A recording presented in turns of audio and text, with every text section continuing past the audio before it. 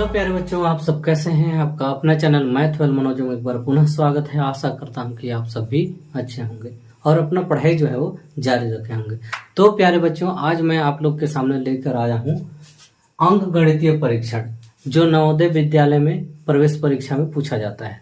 तो प्यारे बच्चों, आज मैं आप लोग को गणित का मतलब छोटा छोटा ट्रिक बताने वाला हूं, जो मतलब आपके लिए हेल्पफुल होगा, है ना।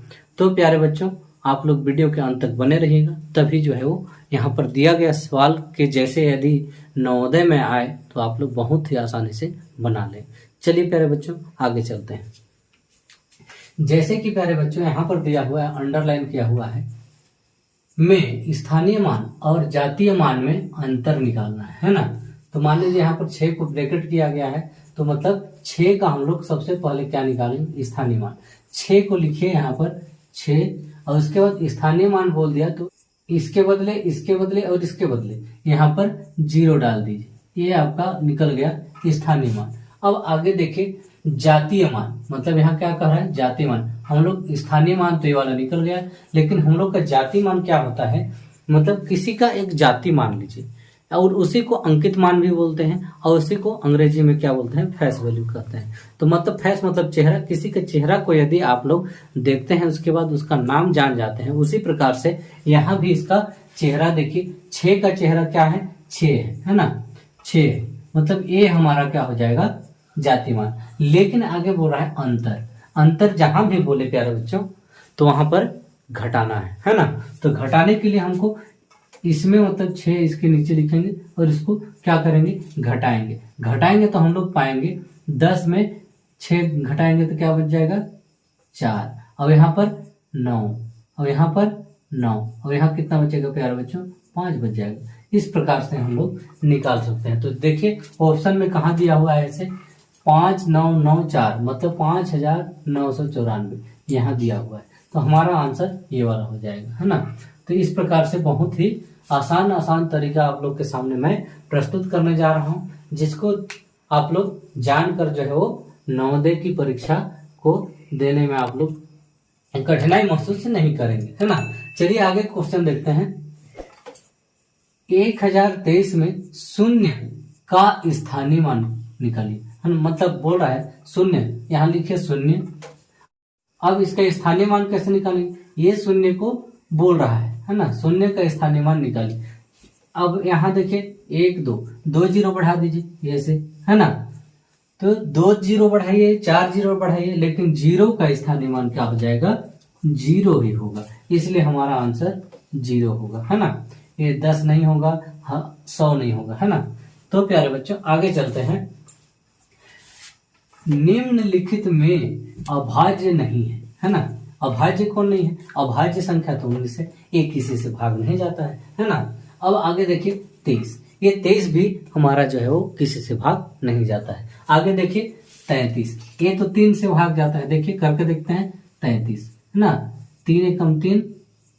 अब देखिए ये घटा तो 0, अब ये 3 को उतारे, 3 एकम 3 मतलब 11 या 33 हो जाता है।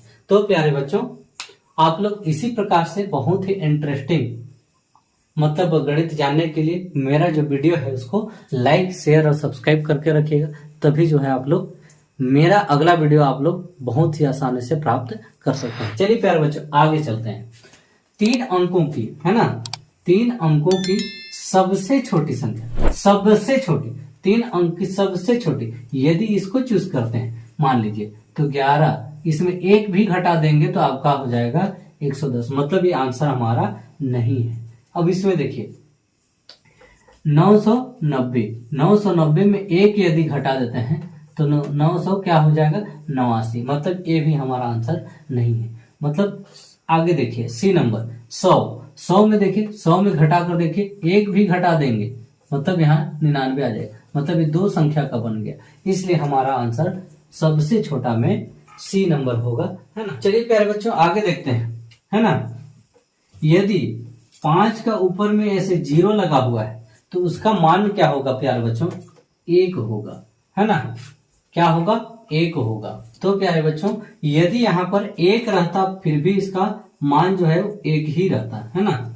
इसका मान एक ही रहता, तो हमारा आंसर ये हो जाएगा। ये 5 को नहीं मारिएगा, है ना, क्योंकि हमारा स्थानीय मान नहीं पूछ रहा है, ये ऊपर का मान पूछ रहा था, इसलिए हमारा ऊपर का मान क्या हो जाएगा, 1 हो जाएगा।